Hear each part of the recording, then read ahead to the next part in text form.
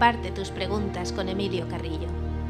Un programa inspirado e impulsado desde la Fundación Espató.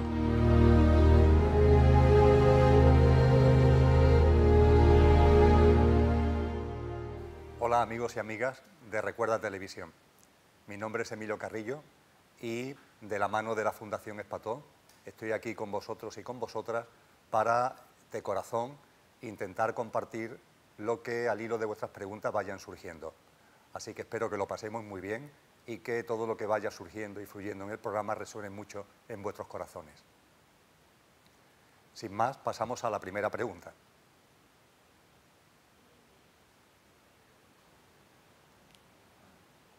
Emilio, ¿qué aconsejas a que en realidad quiera seguir un camino espiritual?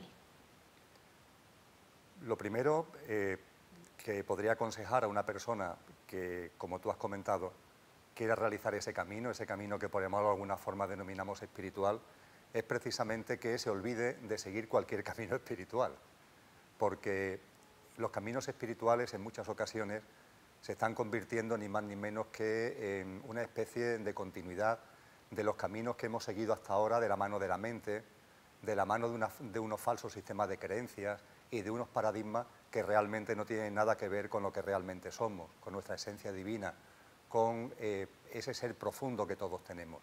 Cuando empezamos a hablar de lo espiritual, nos solemos llenar la cabeza de falsas ideas y nos proyectamos unas metas, nos proyectamos unos objetivos que realmente nada tienen que ver con esa esencia, nada tienen que ver con lo que, repito, realmente somos. No hay ningún camino espiritual. El quid de la cuestión es precisamente no forjarse metas. Lo que tenemos que hacer los seres humanos en este proceso de recuerdo colectivo de lo que somos es olvidarnos de los esfuerzos, olvidarnos de los trabajos, olvidarnos de las técnicas, olvidarnos de las prácticas, dejar atrás todo eso que, insisto, bajo la influencia de la mente hemos creído que nos podía llevar a algún sitio y simplemente respirar, tranquilizarnos, serenarnos, encontrarnos con nosotros mismos, fluir con la vida, sentir la vida y olvidarnos, repito, de cualquier tipo de camino. Se trata, como dice una buena amiga, de ser normal. Es precisamente la plasmación más plena de lo que es nuestra espiritualidad, de lo que es nuestra esencia. Ser normales, disfrutar la vida, vivir la vida, ni siendo mundano ni siendo espiritual, sino siendo las dos cosas a la vez. Viviendo lo espiritual en la meditación, en el silencio, en el compartir, en el encuentro, cuando es el momento, pero igualmente gozando de la vida, escuchando nuestro cuerpo, no rechazando nada que nuestro cuerpo ponga por delante, viviendo en equilibrio y en armonía con nosotros mismos. Por tanto, el camino espiritual precisamente está en la ausencia de camino, estar en vivir en el momento presente, en no dejar para después, no dejar para mañana aquello que nuestro corazón nos está indicando en este momento presente y en este instante. Es así de sencillo, el camino espiritual, entre comillas, la ausencia de camino. Ese es el camino perfecto, la ausencia de metas, esa es la meta perfecta. Y si os parece, pasamos a la siguiente pregunta. Gracias, Emilio. De corazón a corazón. Soy una madre de 48 años, separada, y con un hijo de 19 que lleva 3 años sin estudiar, ni motivaciones, solo el ordenador. Dejó el bachiller, está haciendo un módulo de informática, pero yo lo siento igual. Me da miedo que se pierda. Eso sí, es un ser con valores y conciencia. Vivimos juntos en el respeto y la admiración como seres individuales. ¿Necesitará el día de mañana una cualificación en la rama que sea para optar a un puesto de trabajo y así obtener su independencia? ¿Son reales mis miedos? ¿Son mentales? Yo diría que lo que tú sientes no se puede calificar de miedo, sino que responde a lo que tantos padres y madres, yo el primero, sentimos hacia nuestros hijos. Y probablemente ese sentimiento, esas emociones que tú calificas de miedo proceden simplemente de unas pautas de vida, de unos paradigmas que nos han enseñado, se lo enseñaron a nuestros bisabuelos, a nuestros abuelos, a nuestros padres, nos lo han enseñado a nosotros y nosotros queremos enseñárselo a nuestros hijos y que nuestros hijos hagan lo mismo con nuestros nietos. Pero la realidad es distinta. La realidad es que esos paradigmas y esas pautas no valen para sentir lo que la vida es, para abordar lo que la vida es. En tu propia pregunta creo que has dado la respuesta. Fíjate que me estás hablando de un chico de 19 años con valores profundos, que es capaz de desarrollar una vida en armonía contigo, en armonía con la propia vida, y eso sí, que tiene una serie de hándicaps a la hora de afrontar los estudios y a la hora de poder adquirir una formación que nosotros desde la mente consideramos imprescindible para poder conseguir un puesto de trabajo. Yo te diría que de corazón, y no te lo tomes como un consejo, en cuanto que si no resuena en el tuyo, en tu corazón, tíralo a la papelera de reciclaje, pero yo te diría que pongas en valor precisamente esos valores que tu hijo tiene, pero que lo pongas en valor desde el silencio, que no intentes convencerlo de nada, que no intentes, como me dice a veces alguno de mis hijos a mí, rayarlo con nuestras opiniones, con nuestros criterios, con las cosas que nuestra mente quiere imponer. Desde la tranquilidad, desde el sosiego, respétalo, comparte el día a día con él y, sobre todo y fundamentalmente, que tú seas el mejor ejemplo que pueda tener a su lado, pero no un ejemplo a través de lo que se le dice, sino a través de tu propio comportamiento. Por tanto, serénate.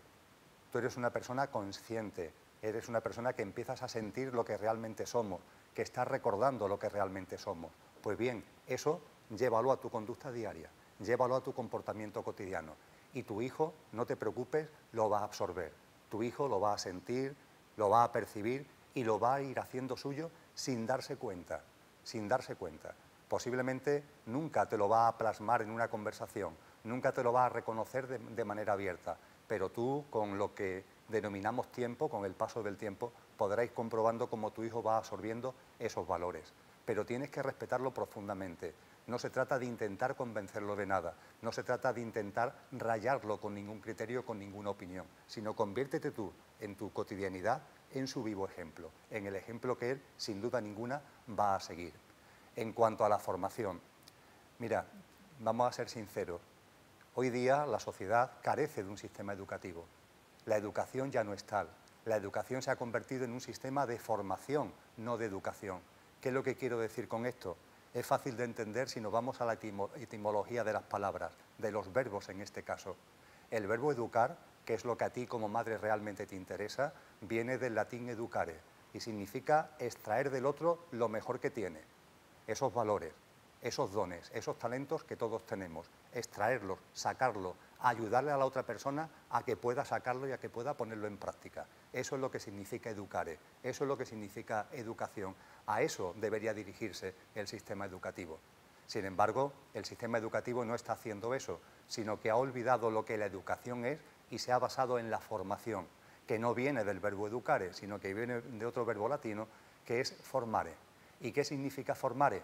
Pues formación, pero traducido a nuestro idioma actual, al español del siglo XXI, la traducción más concreta y más directa sería formatear, utilizando el lenguaje tecnológico. Ese es el significado de formare, de formación, formatear. Y eso es lo que quiere nuestro sistema llamado educativo, formatear a las personas, formatear a los niños, formatear a los jóvenes.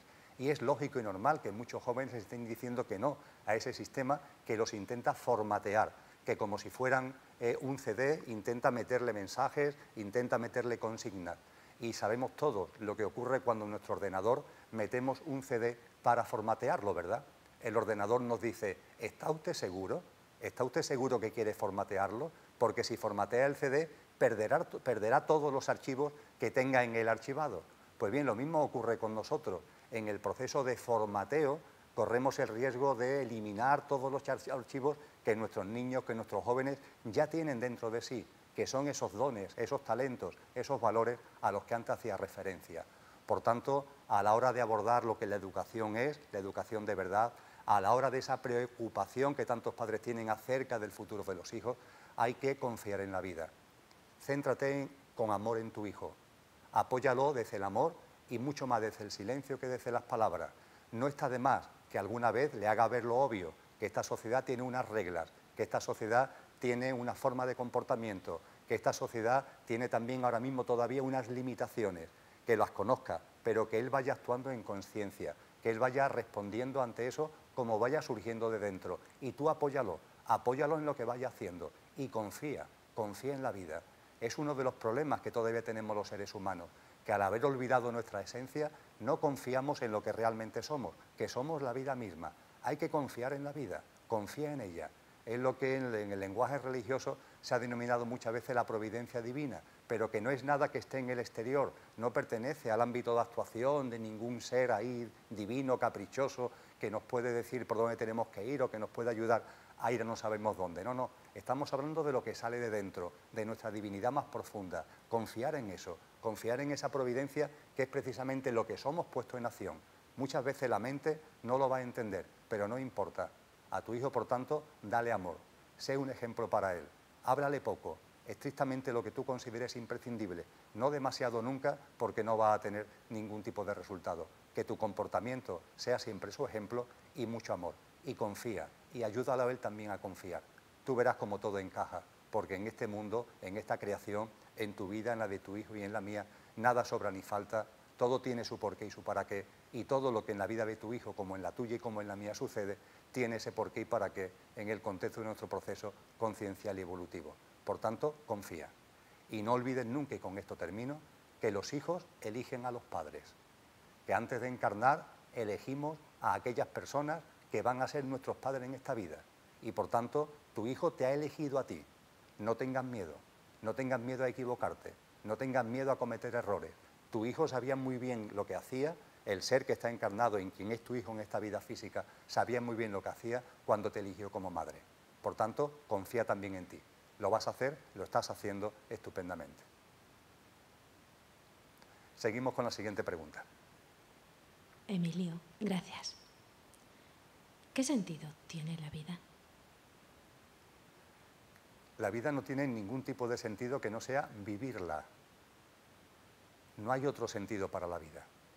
La mente pretende sentidos para la vida muy complicados. Pretende sentidos para la vida que conlleven mucho esfuerzo, que conlleve el alcanzarlo mucho tiempo.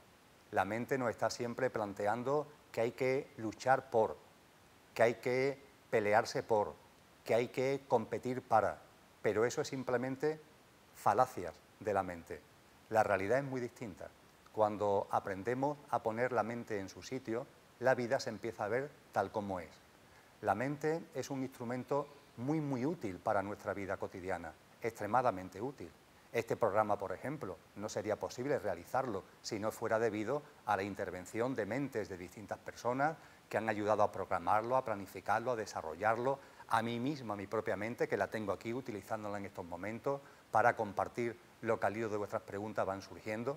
La mente tiene una serie de facultades prodigiosas de planificación, programación, comunicación, interacción con los demás, creatividad intelectual. Vale para muchas cosas, pero ojo, no vale para todas. Y sin embargo, por inercia, por ignorancia, por desconocimiento, hemos terminado por creer, por pensar que la mente vale para todo. Y la hemos metido en nuestra vida, y ella se ha metido en nuestra vida al 100%. Se ha convertido en una especie de radio que está ahí en la cabeza funcionando permanentemente y que nunca se calla, que siempre está hablando.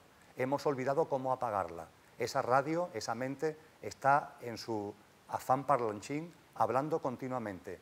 Lo hace durante el día, mientras que estamos entre comillas despiertos. Lo hace durante la noche, a través de los sueños, cuando estamos dormidos.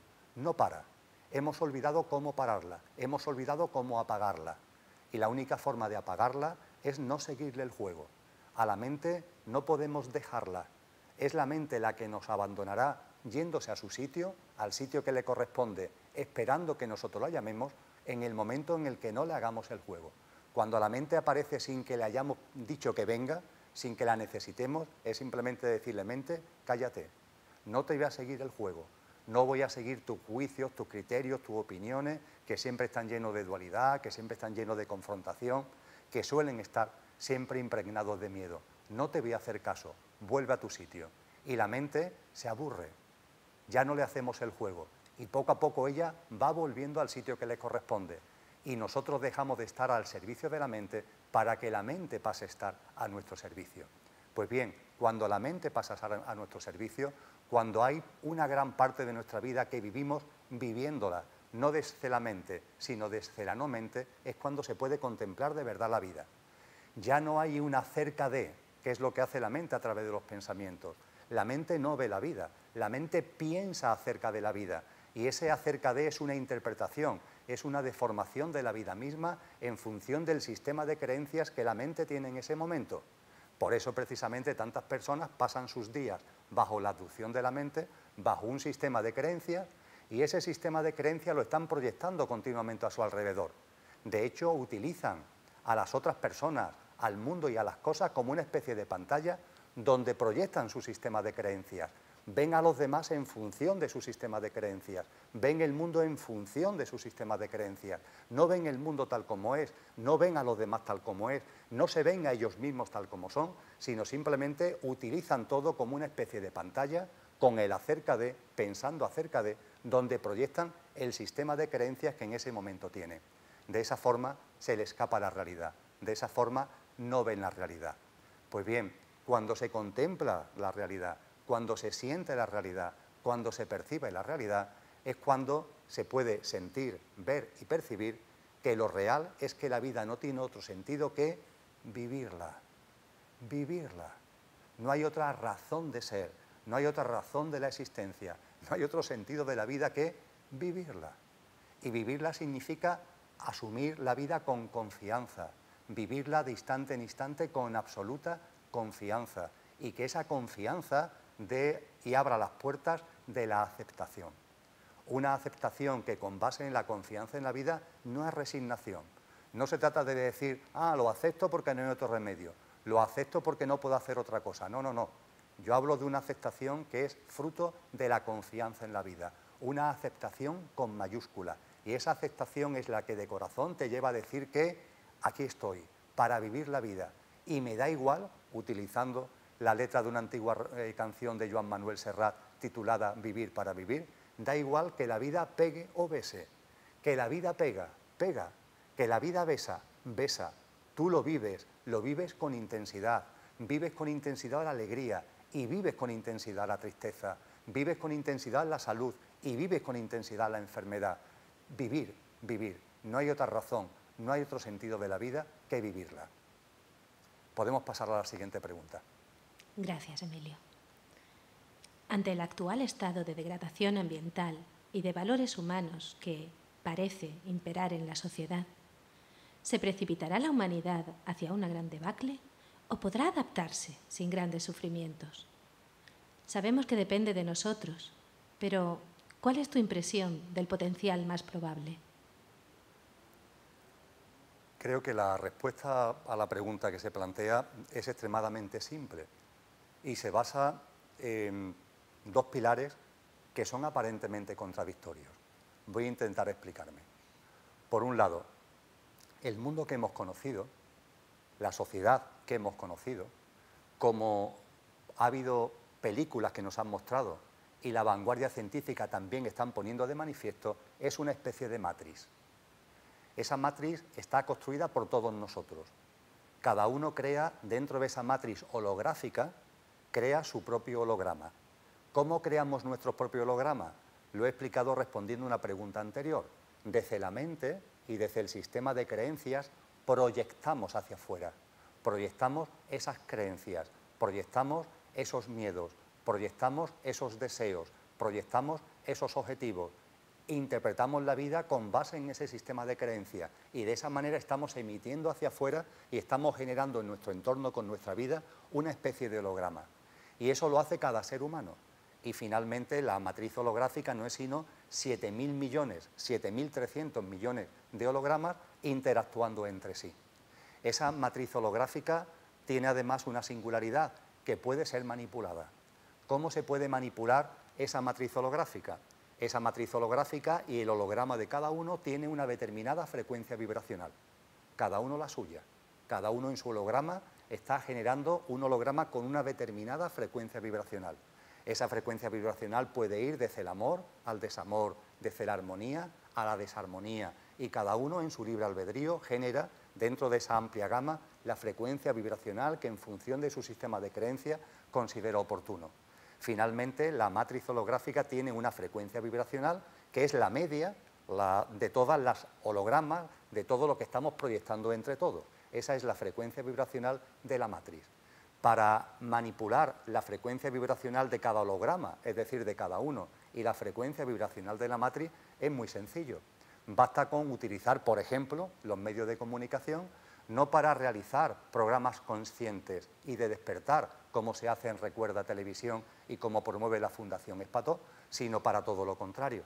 Se utilizan los medios de comunicación para estar lanzando permanentemente mensajes de miedo, violencia, conflicto, confrontación, desasosiego. De esa forma, con esos mensajes que la gente recibe, en el interior de cada uno, en la mente de cada uno, en el sistema de creencia de cada uno, sin darnos ni cuenta siquiera, empezamos a proyectar hacia afuera los mensajes que hemos recibido. Nos levantamos por la mañana, encendemos la radio para escuchar el informativo de la mañana. Ese informativo, ¿qué es lo que nos cuenta? Lo que el informativo considera oportuno, las denominadas noticias. Pero ¿quién realmente selecciona esas noticias? ¿Quién dice que eso es noticia? Lo elige alguien. Y se elige, desde luego, con un objetivo claro. El objetivo va detrás del contenido, del color que tiene esa denominada información. Y ese color, vuelvo a decirlo, está siempre impregnado de estos mismos no valores: violencia, ira, confrontación, conflicto, etcétera, etcétera. Eso lo recibimos por la mañana temprano, como desayuno de la mente, como desayuno también de nuestra alma. Y a partir de ahí, en el día a día, sin darnos cuenta, vamos lanzando fuera eso que hemos recibido, esos mensajes que están siendo rebotados en nosotros y proyectados por nosotros mismos. De esa manera, en nuestro holograma, estamos haciendo nuestros esos mensajes y de esa forma estamos lanzando a la matriz holográfica que conformamos entre todos esos mismos mensajes. Si se quiere que la matriz holográfica, el mundo en el que se vive, la sociedad que tenemos, se caracterice por la desarmonía y por el desamor, el tema es muy simple. A través de esos medios de comunicación fabricamos noticias que tienen precisamente ese perfil de desarmonía y desamor, lo lanzamos a través de la radio, lo lanzamos a través de la televisión, lo lanzamos a través de los periódicos, la gente lo recibe y ahora cada uno en su vida cotidiana, sin darse cuenta, esos mismos mensajes lo va reproduciendo y va modulando la frecuencia vibracional de la vida de cada uno, del holograma de cada uno y de la matriz holográfica con base en esos mensajes y, lo que es más importante, con la frecuencia de esos mensajes. Es precisamente por eso por lo que vemos el mundo, o la gente suele ver el mundo, como un mundo lleno de violencia, como un mundo en debacle, como un mundo que se está hundiendo. Pero esa no es la realidad. Esa es la realidad que quieren que veamos, pero eso no es la realidad. Nos hacen ver un mundo que se está destruyendo medioambientalmente, donde los seres humanos estamos permanentemente confrontando entre nosotros, donde no hay amor, donde no hay paz. Pero eso no es verdad. Eso es lo que se nos intenta hacer ver. Cuando se desconecta de esos mensajes, cuando en nuestra vida cotidiana ya no se enciende la radio para escuchar ese tipo de informativos, ya no se le sigue el juego a esos mensajes conectando con esos programas de televisión que van directamente dirigidos a incidir en lo que estoy comentando, cuando ya no leemos la prensa para empaparnos de tantas noticias llenas de conflicto y llenas de violencia, nuestra vida, a través de esa desconexión, empieza a ser otra. Empezamos a centrarnos, por ejemplo, por la mañana en el silencio. ¿Por qué hay que levantarse en el ruido? ¿Por qué no le podemos dar a nuestra mente y a nuestra alma la oportunidad de despertar cada día con el silencio? O con una música que resulte en nuestro interior, una música atractiva, que resuene, que despierte y saque a flote lo mejor de nosotros mismos al empezar el día y a lo largo del día. Cuando esto se hace, sin darnos cuenta también, los mensajes, la frecuencia de la vibración del holograma que estamos creando empieza a ser otro. Y de esa manera, en conjunción los unos con los otros, va modificándose la frecuencia vibracional media de la matriz holográfica. Pues bien, pasando al otro, decía que había dos pilares, he explicado uno, voy al otro ahora. Esto es precisamente lo que está ocurriendo en estos momentos. Se habla de que hay un mundo que se está viniendo abajo. Fijaros, ese mundo, entre comillas, se está viniendo abajo porque la frecuencia vibracional de la matriz holográfica está mutando. Ya no es la frecuencia vibracional de la matriz holográfica que hemos tenido hasta ahora y la que muchos quisieran todavía que permaneciéramos en ella, sino que es una matriz holográfica que empieza a tener una frecuencia vibracional distinta como consecuencia de que muchos millones de seres humanos empezamos a vivir de manera distinta. Empezamos a centrar nuestra atención en cosas distintas, empezamos a desenganchar de tantos mensajes de ira, de violencia y de confrontación y en nuestra vida cotidiana vamos instalando, en lugar de competir, vamos instalando el compartir. en lugar de tanta necesidad de control y de programación, vamos instalando la confianza, esa confianza de la que hablaba anteriormente, y vamos respirando y vamos aprendiendo la importancia de la solidaridad y de la mano del otro y del abrazo, y vamos metiendo, por tanto, en nuestra conducta cotidiana unos valores y unas frecuencias vibracionales que son muy distintos de los que hasta ahora han imperado en la matriz holográfica. Está surgiendo, de hecho, por tanto, un nuevo mundo que no surge por casualidad, sino que surge del corazón de millones y millones de personas que de instante en instante estamos viviendo de una manera distinta. Y cuando surge ese nuevo mundo, el viejo mundo se descuajeringa. El viejo mundo del que tanto hablamos no se está viniendo abajo per se, se está viniendo abajo porque hay un nuevo mundo que está surgiendo. No se trata, por tanto, de luchar contra el viejo mundo, se trata de que cada uno en su vida cotidiana genere, utilizando otra vez el término el holograma, su vida, una vida que responda a unas pautas, a unos paradigmas, a una forma de vivir totalmente distinta, basada en la armonía, basada en el amor, basada en el compartir, basada en la esencia de lo que somos, basada en la esencia real de lo que es la humanidad. Y como ese nuevo mundo está surgiendo, la matriz holográfica que ha habido hasta ahora se está descuajeringando. Se expresó muy bien en el cartel anunciador de la película Matrix de 1999. Muchos lo recordaréis, era una pantalla de ordenador con letras y números verdes que empezaban a caerse. Eso simbolizaba el descuajeringamiento de la matriz. Es lo que está sucediendo ahora. Pero está sucediendo eso no a través de la lucha contra lo viejo, sino de la creación, cada uno además con su granito de arena, de lo nuevo. Y en eso estamos. Y la realidad, cuando empezamos a crear el nuevo mundo, nos damos cuenta que realmente la Madre Tierra es un ser lleno de abundancia. En el viejo mundo hemos pensado que a la Madre Tierra medioambientalmente la podemos dañar, pero eso no es verdad. La Madre Tierra es un ser pletórico, es un ser pleno, tiene miles de millones de años de vida.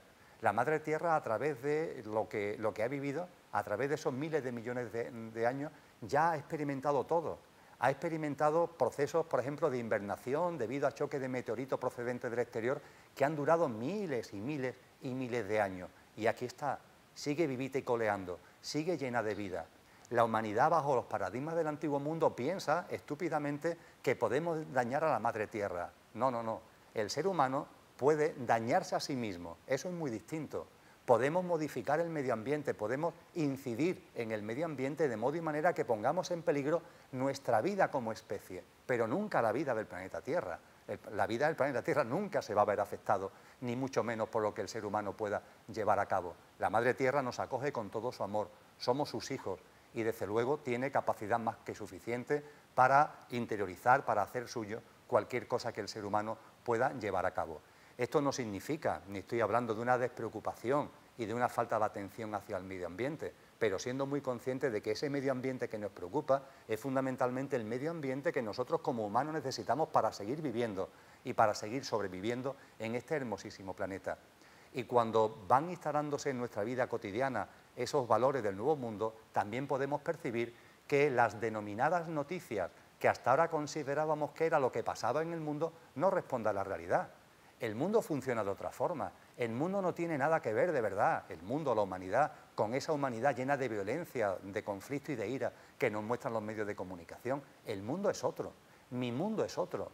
Mi mundo, yo vivo en un bloque de vecinos, personas maravillosas que se apoyan uno mucho a las otras en muchos momentos de nuestras vidas. Y en una ciudad o en un barrio donde están ocurriendo continuamente multitud de actos de amor, de padres, de madres, de niños, de señores que no se conocen entre sí, de personas que no se conocen entre sí o entre seres queridos. Multitud de actos de amor, todos los días, muchos actos de amor. En el mundo, todos los días se producen billones de actos de amor, porque hay muchos seres humanos, muchísimos, de esos 7.300 millones que poblamos el planeta, que en su vida cotidianamente, cada día, desarrollan muchos actos de amor. Actos de amor que la mente puede llamar importantes o poco importantes. ¿Qué más da? Son actos de amor.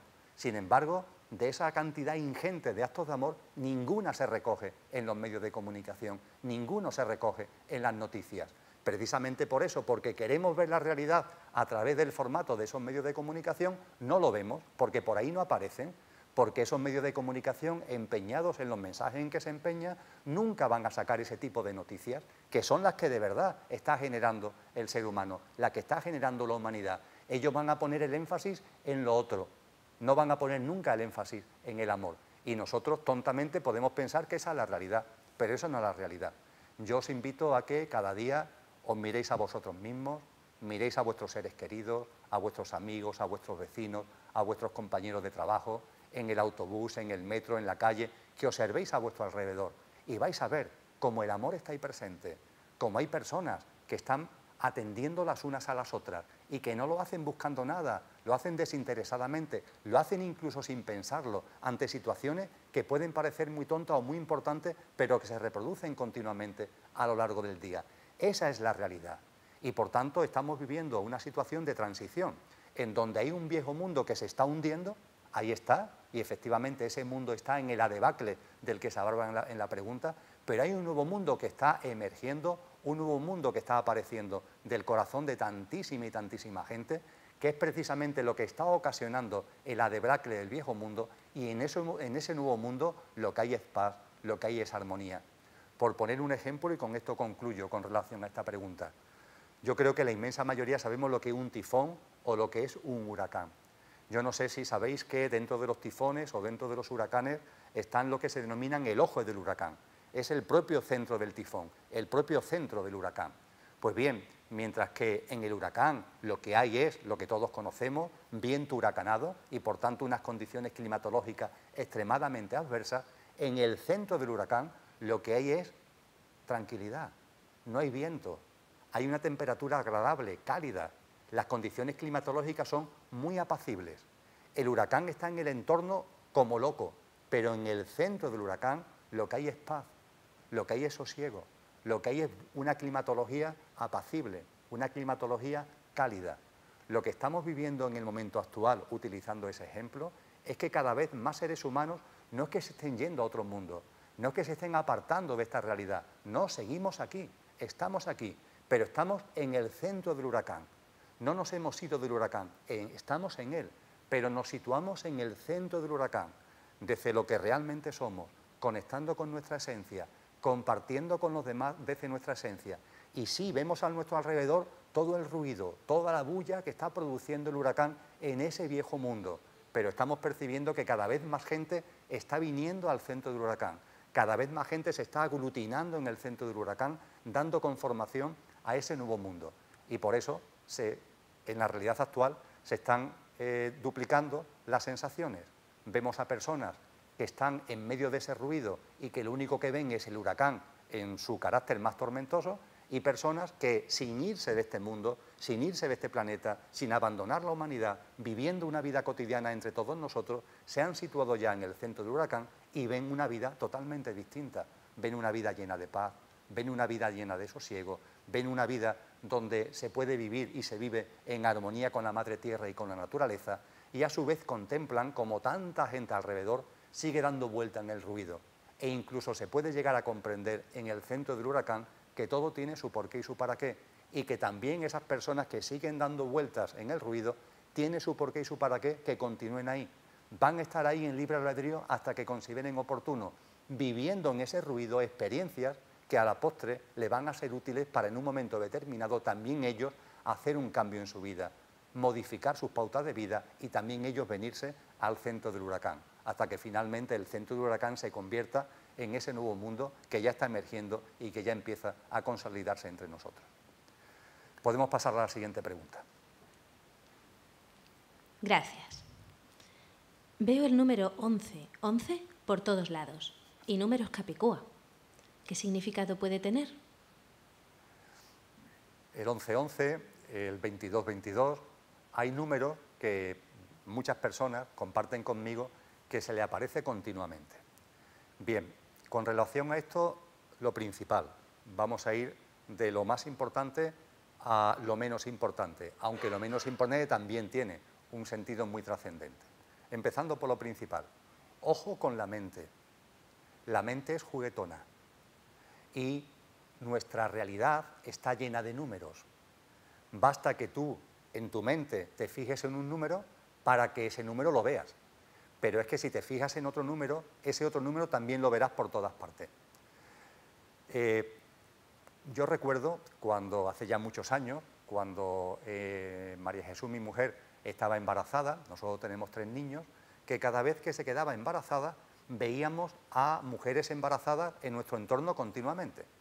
Parecía como si todo el mundo estuviera embarazada, como si todas las mujeres estuvieran embarazadas. Nos paseábamos por la calle y veíamos mujeres embarazadas por todos sitios. Sin embargo, cuando se pasa ese estadio de estar embarazada tú o tu pareja, dejas de verla. Parece que ya no hay embarazadas porque no te fijas en ellas. Con los números pasa lo mismo. Te fijas en un número y ese número lo empiezas a ver por todas partes. También lo están nosotros, porque vivimos en una sociedad donde la numerología, los números, lo utilizamos para muchas cosas. Por tanto, en primer lugar, cuidado con la mente, ojo con la mente. La mente es juguetona y la mente te puede llevar a pensar que lo que es simplemente un hecho normal y corriente, la fijación en un número concreto, tú le empieces a buscar otro sentido. Un sentido que puede ser una especie de mensaje para tu vida o algo que sea trascendente para tu vida. Por tanto, y en primer lugar, ojo con la mente. En segundo lugar, es cierto que a través de la numerología hay señales de la vida. Y es cierto que hay entidades y que hay seres que están en contacto con nosotros y compartiendo con nosotros y que nos hacen llegar mensajes a través de esos números que se repiten. Pero para eso tenemos que dejar la mente a un lado, tenemos que buscar más dentro, tenemos que buscar la resonancia en nuestro interior, intentar percibir en nuestro interior qué es lo que sucede cuando ese número aparece en nuestra vida. Y no solamente números, sino muchas señales que la vida está dando continuamente. Esos números son una especie de código de geometría sagrada que pueden servir para activar determinadas facultades, determinados componentes que tenemos dentro y que aún no hemos descubierto. Son una especie de muletilla de herramienta que la vida está poniendo a nuestra disposición precisamente para eso. Pero claro, hay que desligarlo de lo que puede ser simplemente un engaño mental. Y la única forma de desligarlo es meterse dentro. Buscar aquí, no aquí. No buscar interpretaciones en la cabeza. No volverte loco intelectualmente, esto qué significará, esto qué querrá decir. No, simplemente si lo que tú ves por todos sitios es ese 1111, intenta callar la mente. Silénciate, guarda silencio, siéntate, respira conscientemente y repite para ti 1111, 1111, a ver qué sale de aquí, no de aquí, sino que a ver qué sale de aquí. Te puedes llevar sorpresas, porque lo que sale de aquí, lo más seguro es que no tenga nada que ver con lo que tú habías previsto mentalmente, que no tenga nada que ver con ningún tipo de mensaje, de ningún perfil que tú hubieras previsto anteriormente. Es un mensaje que va a resonar en el corazón y va a ser un mensaje siempre de corazón. Probadlo, merece la pena. Siguiente pregunta. Gracias, Emilio. Que Grecia desobedezca a la troika financiera, compuesta por organizaciones no democráticas, Comisión Europea, el Banco Central Europeo y el Fondo Monetario Internacional, ¿no te parece un paso importante para la liberación a la esclavitud económica actual y un ejemplo a imitar por España, Portugal e Italia? Vamos a centrarnos un momento en lo que ha sido la historia de la humanidad. ¿Cuántas revoluciones ha habido en la historia de la humanidad? ¿Cuántos movimientos buscando una sociedad distinta ha habido en la historia de la humanidad? ¿Cuántos hombres y mujeres han dado lo mejor de sí buscando una sociedad más justa, una sociedad más igualada, una sociedad donde esté la paz instaurada, donde esté la justicia instaurada? ¿Cuántos hombres y mujeres han podido dar la vida a lo largo de toda la historia de la humanidad por esas cosas? Posiblemente nosotros mismos, en anteriores encarnaciones, hemos dado nuestra vida por esos valores.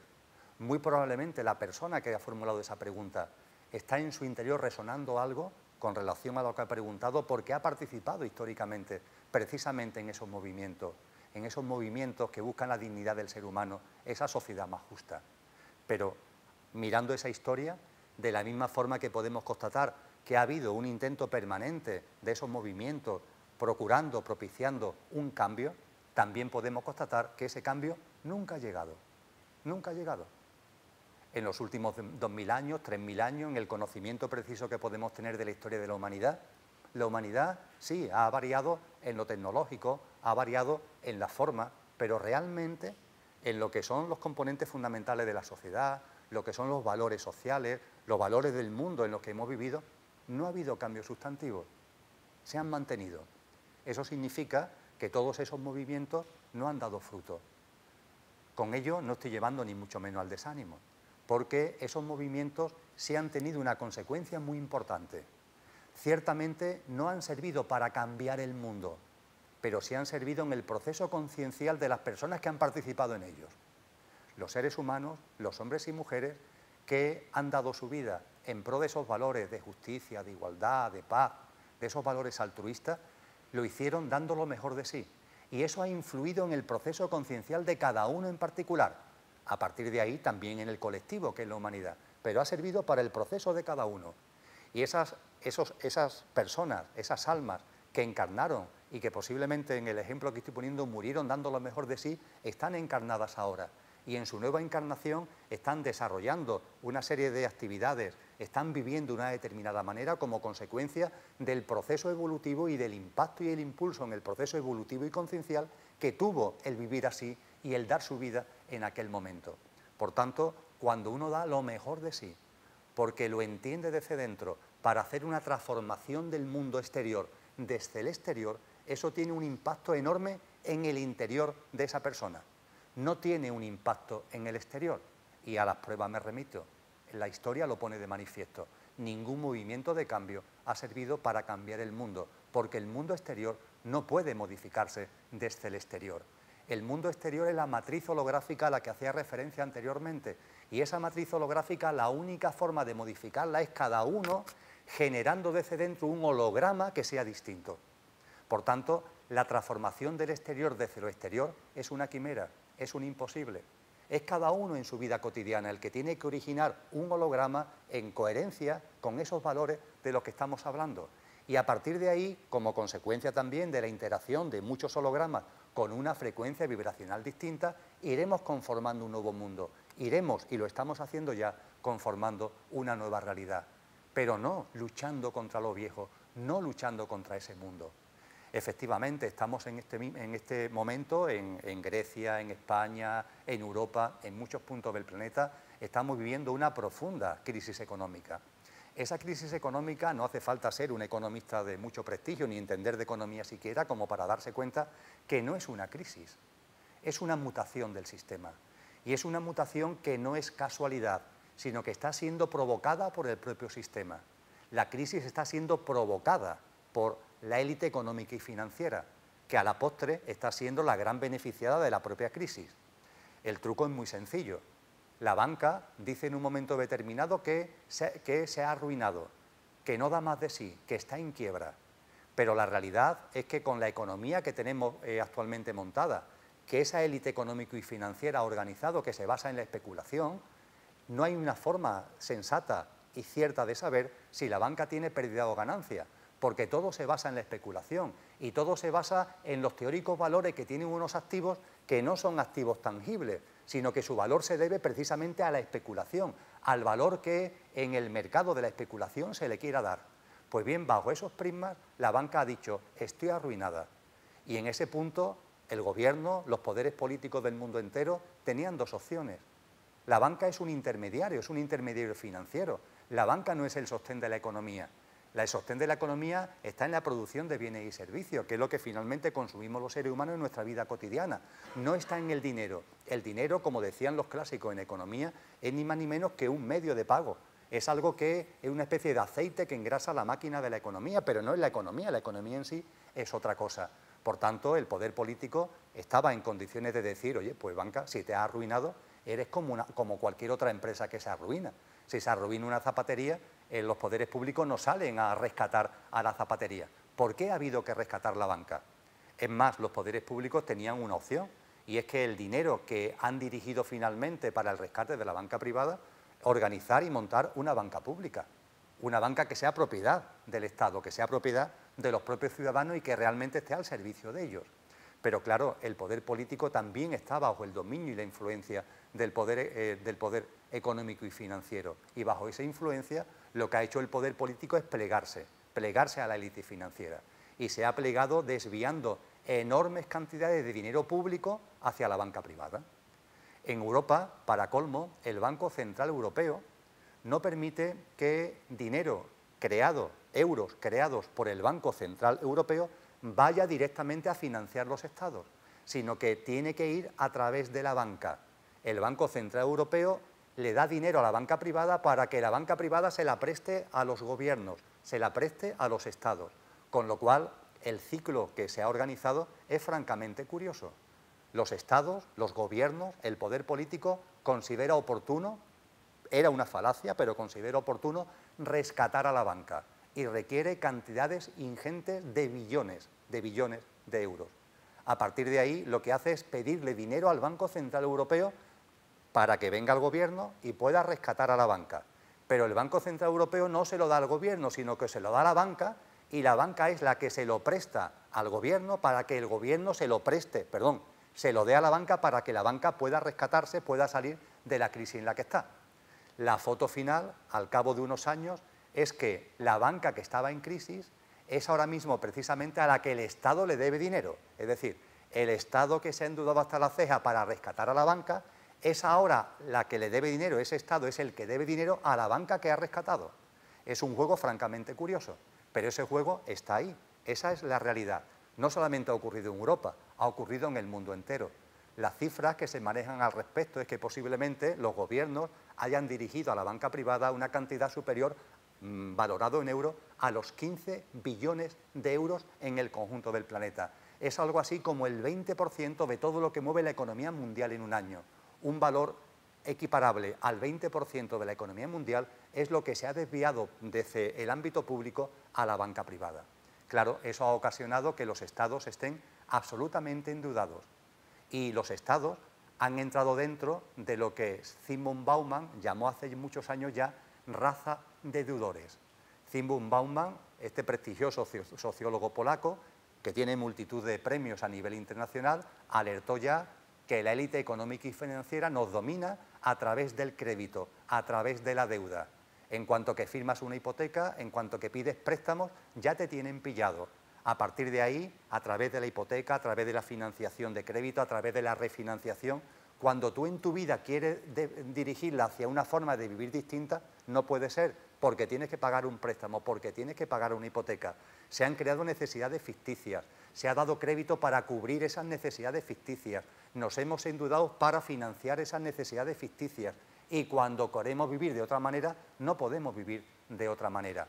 Eso le pasó o nos ha pasado a los ciudadanos, le ha pasado a las empresas y a esto es a lo que Zygmunt Bauman llamó la nueva raza de esclavos, la nueva esclavitud, la raza de deudores. Pues bien, con el movimiento, con el auténtico golpe de Estado que el poder financiero ha puesto en marcha, la raza de deudores se ha ampliado. Ya no solamente está conformada por ciudadanos y empresas, sino que también está ya conformada por los estados. Los estados ya forman parte también de la raza de deudores. Con eso que ha conseguido la élite económica y financiera, algo muy sencillo, que el Estado ya no tenga autonomía, que los gobiernos ya no tengan autonomía, que los gobiernos tengan que hacer la política que ellos quieren, porque en caso de que no hagan la política que ellos quieren, se le castiga. El Estado, el gobierno, debe una gran cantidad de dinero a la banca y la banca dice, por ejemplo, si el Estado es solvente o insolvente a través de los célebres ratings, que mira por dónde es la propia banca la que dice si eres solvente o insolvente. Tiene su punto de gracia. Yo te he salvado a ti a través del rescate con dinero público y ahora tú, al que yo te termino debiendo dinero, me dices a mí que soy insolvente, cuando yo precisamente, si me he endeudado, es para salvarte a ti. Tiene su punto de gracia, pero esta es la realidad. ¿Que hacen la política que ellos quieren? Dices que eres solvente, te bajan la prima de riesgo y tienes que pagar menos intereses. Que no hacen lo que ellos quieren, te suben la prima de riesgo, dicen que eres insolvente y tienes que pagar mucho más intereses, con lo cual no puedes hacer política y no puedes llevar a cabo las propuestas, las ideas o los programas que tú desde tu perspectiva política quieras desarrollar. Es así como está funcionando. Ante todo esto, ¿qué es la cruda realidad? Vuelvo a lo de antes. No luchando contra el sistema, esto no va a cambiarse. Los movimientos que están surgiendo en Grecia, en España, de corazón a corazón, espléndido para las personas que están sintiendo eso y que están dando un paso para adelante, pero no nos volvamos a engañar. El nuevo mundo no va a surgir luchando contra lo viejo. El nuevo mundo no va a surgir peleándonos contra esa élite económica y financiera. El nuevo mundo va a surgir viviendo, yo ya, en este instante, con unos valores distintos. desconectando de ese mundo e incluso atreviéndome a vivir sin necesitar nada de esos llamados poderosos. No necesitamos nada de los poderosos. Si los poderosos no tienen ningún poder que el que nosotros estamos delegando en ellos. Vive tu vida sin necesitarlo. Y podemos decir, bueno, ¿quién nos va a dar un puesto de trabajo? ¿Cómo voy a pagar la letra? ¿Cómo voy a conseguir? Vamos a dar un paso para adelante, vamos a empezar a confiar en la vida, vamos a empezar a confiar en nosotros mismos, vamos a dar ese paso para adelante.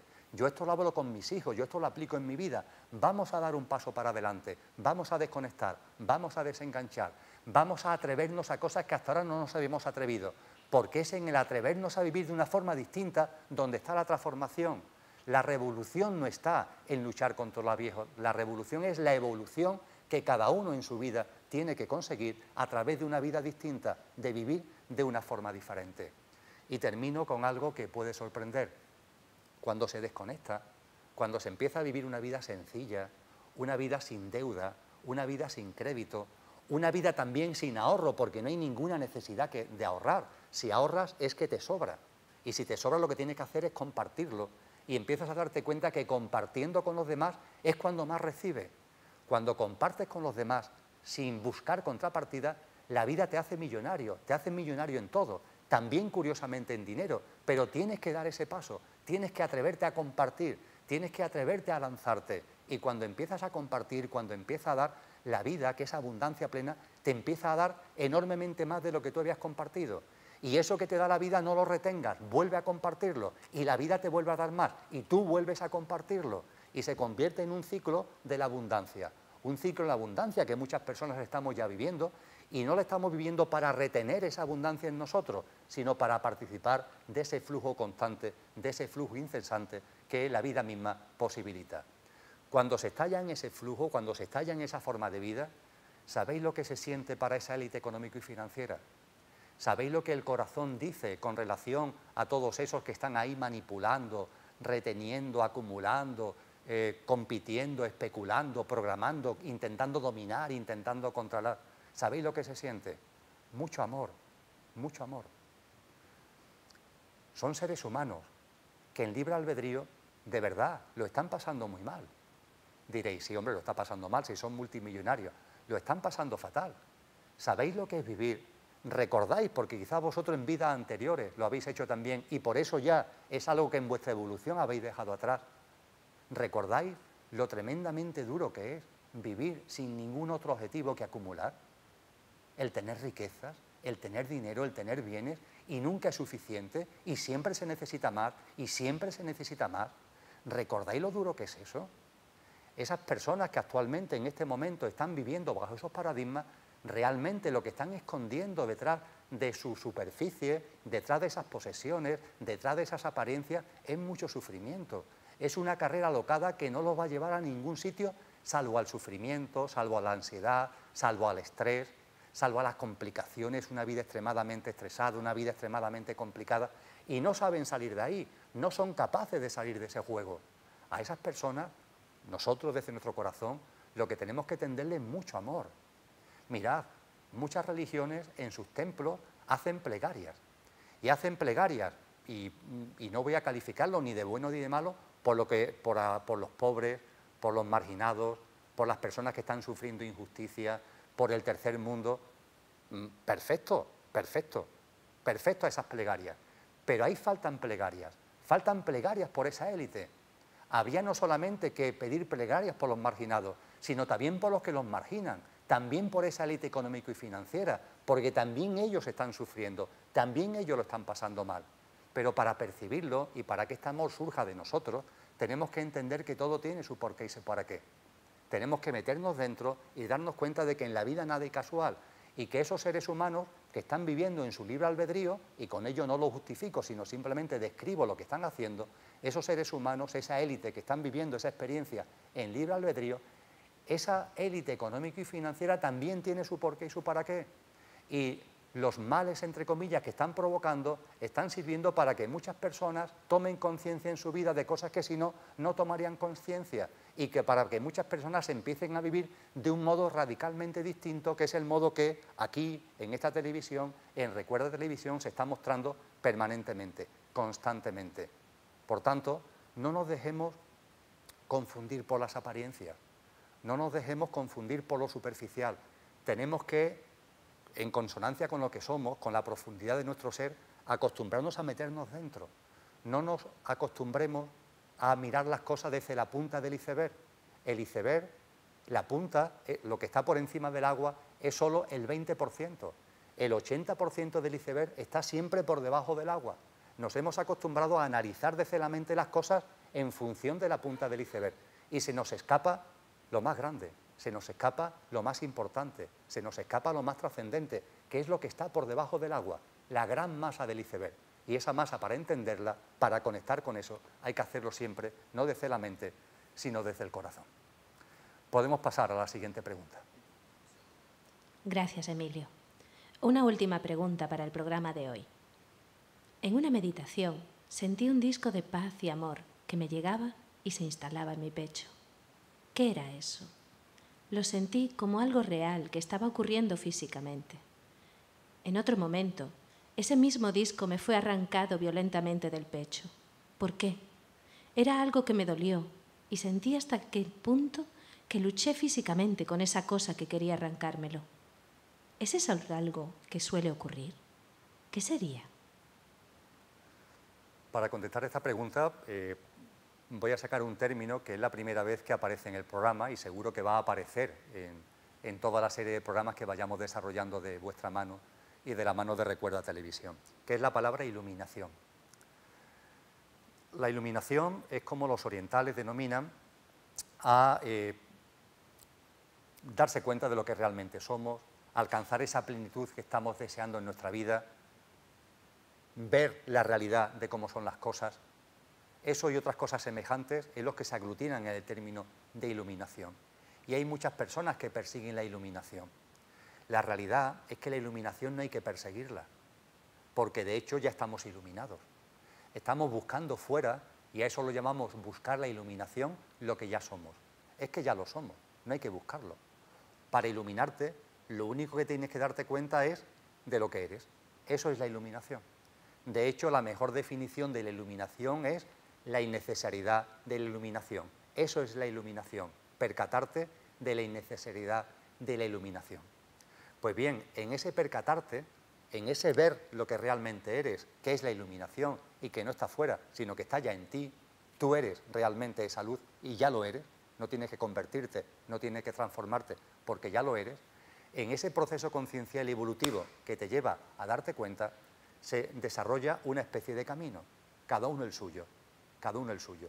No hay unas reglas prefijadas, no hay ni mucho un itinerario predefinido, sino cada uno el suyo.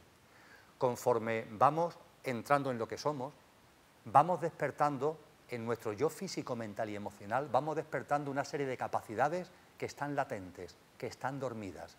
Y esas capacidades que vamos despertando nos posibilitan vivir experiencias como la que tú has descrito, y como la que muchísimas personas que siguen este programa seguro que también han sentido, cada uno las suyas, pero son experiencias, vamos a llamarles sorprendentes, que tienen que ver con discos de luz, que tienen que ver con rayos, que tienen que ver con energías, que tienen que ver con sensaciones.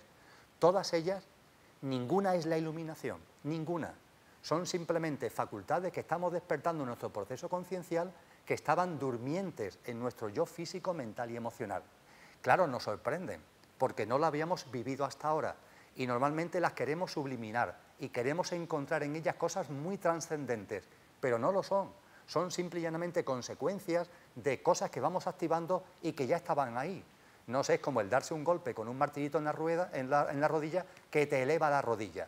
Bueno, cuando la primera vez que lo hace te puede sorprender, pero es una reacción normal de nuestro yo físico, mental y emocional.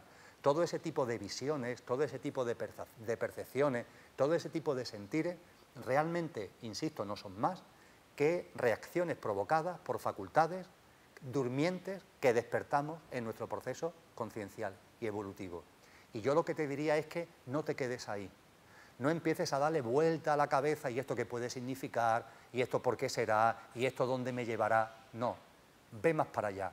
Continúa tu proceso interior de recuerdo. No te quedes ahí. Eso es una experiencia que has vivido, la has vivido, acéptala, no te mares con ella, no pienses intelectualmente en ella. sigue meditando, sigue guardando en tu día a día esos ratos de silencio. Y poco a poco irá emergiendo lo que realmente eres, que nada tiene que ver con ese disco de luz, que nada tiene que ver con ningún tipo de fenómeno, con ningún tipo de experiencia extraña. La iluminación es lo más sencillo del mundo, es lo más normal del mundo, es encontrarte con lo que eres. Ahí no hay apariciones, ahí no hay luces, ahí no hay ningún tipo de sensaciones misteriosas, es encontrarte con lo que realmente eres, es ver la vida tal como es. Es algo muy sencillo, es algo muy simple. No nos metamos en debates intelectuales, dejemos a la mente a un lado, también incluso para cosas que son potentes como la que tú en tus preguntas has formulado. Muchas gracias. Muchísimas gracias, Emilio. ¿Hasta qué punto nos afecta el miedo? ¿Cuál es la manera más directa y rápida de abrir la propia conciencia? ¿Qué desata la ira y cómo vencerla? Todas estas preguntas y las que queráis compartir las responderá Emilio Carrillo en próximos programas. Emilio, muchísimas gracias por todo. Hasta muy pronto. Si quieres compartir tus preguntas con Emilio Carrillo, envíanos un correo electrónico a preguntasaec@fundacionespató.com.